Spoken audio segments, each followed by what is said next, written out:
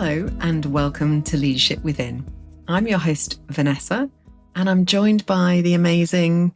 TK, I wanted to say I'm your guest, TK, but then again, you spoil it a bit. Hey.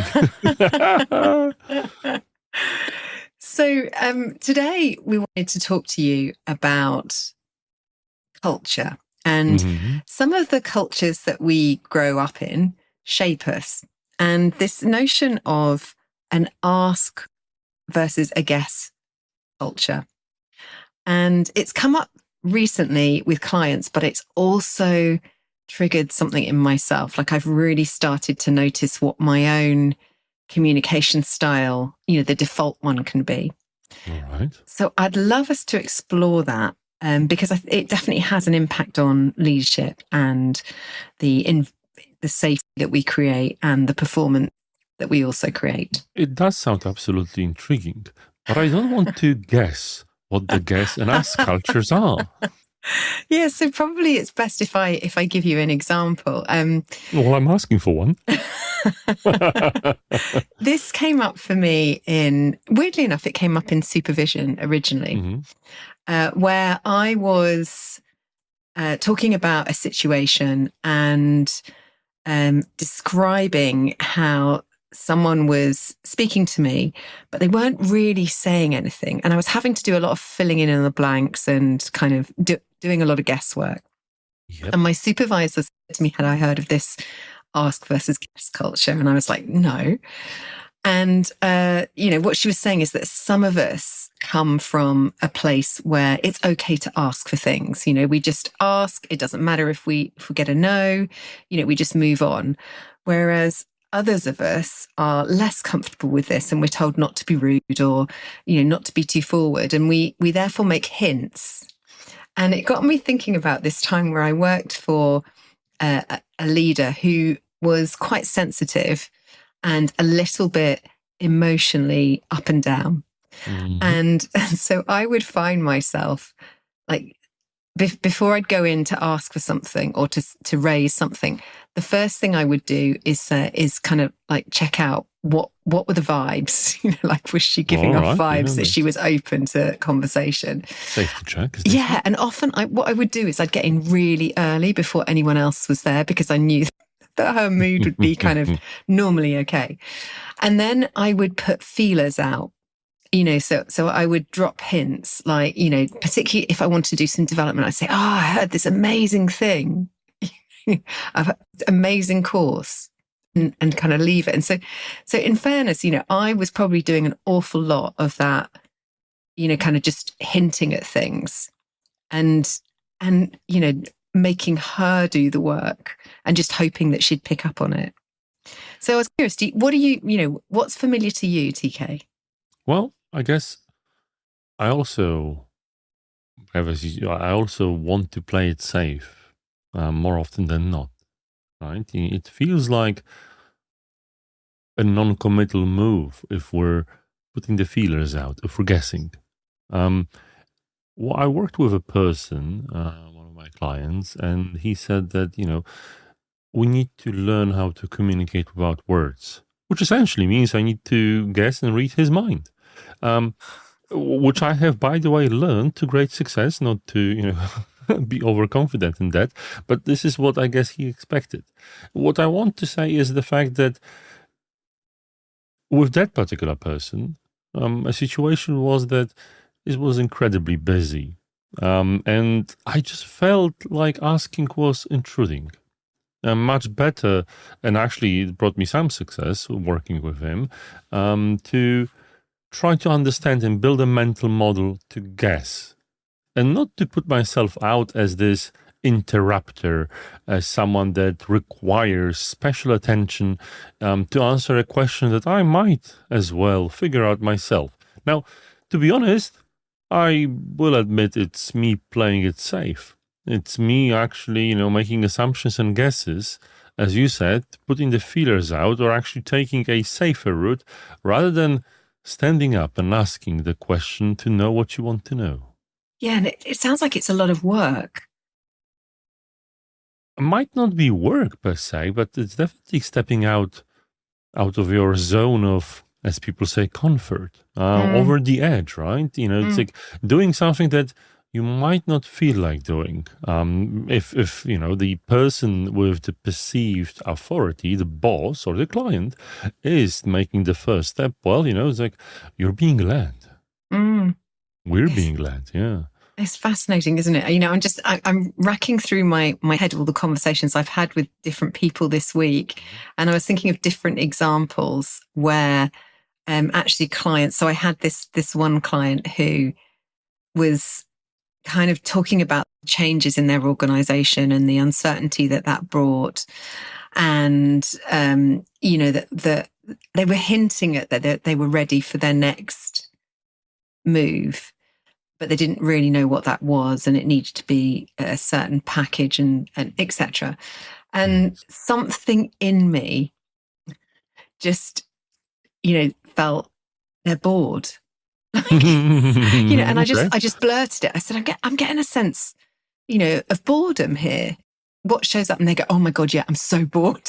I just think, wow, isn't that amazing, right? That, I mean, even with a coach, they wouldn't necessarily come forward and say, wow, I'm feeling X. Can we talk through that? Or I need to make a move in something and I'm stuck. Can we talk about that? So often I feel like sometimes in coaching people skirt around the issues. So I'm curious, like if we were to say that ask leaders will say things directly, like what they need and what they expect of you, and they will make the assumption that it's okay for you to ask and it's also okay for you to say no. How many leaders have you been around that are like that? And the second part to that, and how do you feel around that kind of leadership? Do you know what? I think in this situation, there's dynamic between the two parties. There's the leader or client and someone like myself. Now, I often see people like my clients, people that give me feedback. Sometimes in situations where I'm in a position when I'm looking up to someone for leadership, people might be a bit apprehensive to say things directly, and it sometimes infuriates me because, like, what's the actual situation?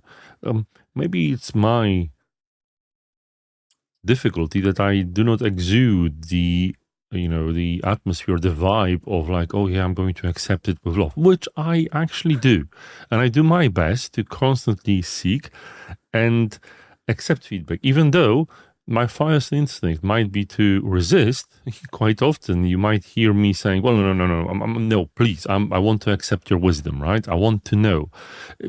The challenge with the tell leaders is I see them quite often, but many, I think, good leaders also know that, using their, and I will use the word power directly in such a way, has certain consequences. You see, quite recently I worked with a client and they wanted to uh, have a certain procedure with a certain set of metrics. Now, they called me in for like a session, which I thought would be a brainstorming session. They showed me the set of metrics, and I thought, maybe we should check the history. Well, this seems to be, something that might work, but let me just further explore it. Maybe we can, and we started discussing it, and they basically said, no, no, no, it's decided. It's this set of metrics that we're going to use. And I thought, oh, that's an executive decision. Now, this absolved me of any responsibility of if these metrics are any good. It's like the captain of the ship, right? It's definitely the right of the person to take an executive decision to be the ask. It's like, well, there you go. Are you okay with doing that? I'm just thought, well, that's the decision. Let's go for it. I think being Mm, direct, saying something directly, means that you're using a bit of your executive power, and that might absolve other people from, voicing.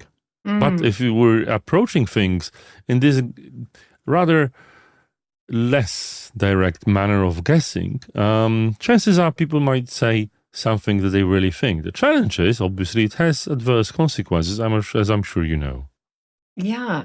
And it's so interesting, isn't it? Because I'm just thinking, okay, I really hear the fact that if someone is direct, that's going to have an impact. Yes. And to me, I kind of almost, although sometimes I might feel a bit of ouch or, gosh, yeah, they sound a bit rude. Actually, often I find that clarity very refreshing. Well, It's it like, is, phew, absolutely. okay, we've just named it. Okay, that's fine. I know what you want from me. You know what, but I wonder if maybe part of the challenge is that do we actually have the conversation that says the culture that we want to have around here is like this. We want to be clear and open with each other. We don't necessarily want to have to guess at things. I'm thinking about performance management conversations where, difficult I had lesson. another example this week where someone was saying they got rated met expectation, and they were really pissed off about that because they were like, I don't come to work to meet expectations. Words matter. It is, right? I know, It's right? Absolutely. but and then it's a whole different messy conversation, right? And it's like, wow, okay, how explicit? I don't know what your experience is, but how explicit have performance conversations been for you in the past? Oh, very, very difficult. Maybe it's because I haven't always listened attentively and, always got up on my horse and, haggle for the right score, which I always thought, you need to put your best foot forward and make sure that, your evaluation gets it basically acknowledges my great contribution if it was so. And even if it doesn't, I always tried my best to prove that it's something that worked. But what I now appreciate most is this directness. Because, as you say, there's this moment which alleviates the pressure of not knowing. Now at least there is no mystery. You know where you stand, even if it sucks or itches because it just says met expectations. Well, at least you know, and I find that much better than guessing. Yeah, me too. Because the thing with guessing is it always leaves me feeling a little bit anxious.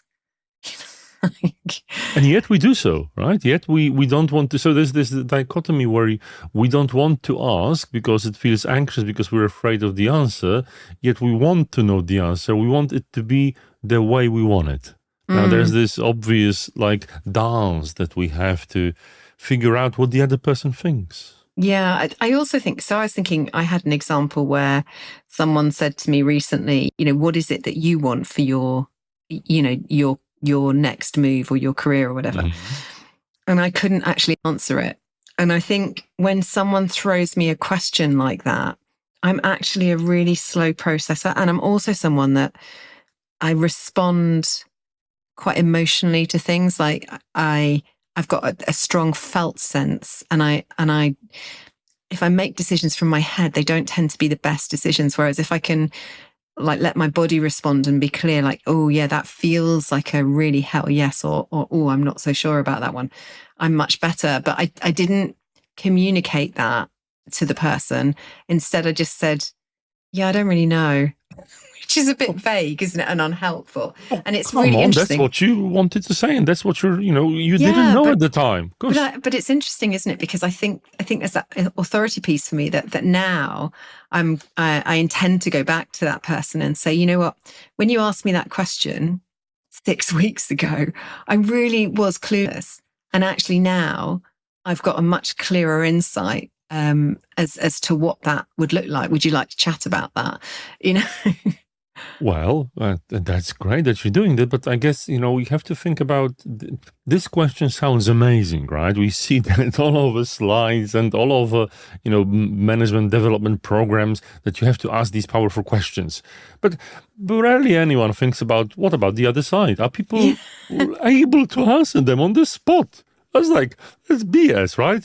Not everyone constantly reflects and has these life-altering answers, profound epiphanies on the spot. No, it's okay not to know about these big questions. I have no clue. most of the I time. think this is really interesting because I just make the assumption that a lot of people do have a response like straight away, like you know, yeah. No, I'm not laughing at you, but I'm just like, okay. So quite often, being taught how to ask powerful questions, I like prepare the agenda, and every area has to answer these 5 questions, and I had no clue. Like they're good questions, and I could say, well, you should know the top risks that make this and that, and so on, right? But to be honest, you've spent quite some time thinking about this profound question, or you're asking a very general one, and the other person has just seen it on the email or the invitation, and it's like, what? Oh, so you've just, the thing is, I wish people had the time to reflect on such things, the space in their life to constantly think about purpose, the meaning of life, and have these wonderful conversations. But the challenge is the modern world of work does not always permit it, does it? Well, and that's what you're really making me think is that, in today's world, it's quick and it's go, isn't it? And it's instant. And I think that's a real challenge to, for the human body to be able to process that quickly in the moment. I think I've sometimes just made assumptions that people that can do that are better. And yes, I know, I do know. Like I can hear myself, like, oh god, here we go. But I find it really interesting because I think too often for leadership, the conversations about how we ask of each other or request or speak to each other, they kind of don't get designed. And that's where the first assumptions happen. That's quite true. Although, if you apply the same principle of the modern world of work, it's quite meta, right? Do we even have the time to talk about the way we think and talk and our culture beyond the superfluous posters on the walls and, vague statements that mean nothing after a while? Now, that's the big thing, right? And if it's a constant jog and run and sprint and God knows what, a fire that it's never meant to be put out. Things suffer.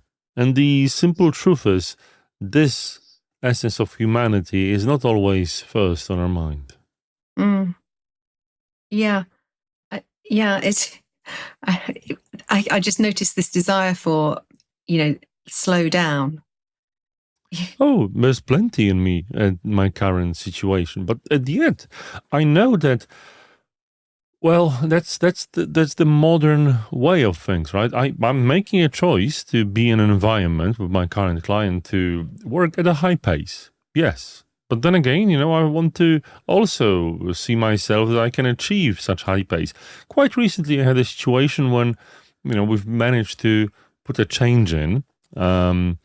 To a certain process, and I went out to lunch with one of the senior leaders in the organization. He said, "Hey, TK, look, right? It's been 2 weeks and it's already done, right? It can be done like that." And I said, "Wow, yeah, I didn't think so. Oh, maybe you're right. Maybe a high pace has its advantages." Well, most things in life do, but yeah, sometimes you want the things that you don't have. If you're at pace, you might want to slow down. Yeah, it's true. I think what I'm noticing is that for communication to be clear, we need to be conscious of when we're hinting at things and be forthright when we are clear, and to make specific requests like that one we've talked about before, but asking for specific help on something, or I think it might be a really interesting one for our listeners to say, where do I not make specific asks? Where is my challenge in an ask? Where's my edge around asking? And where maybe do I lean into guessing?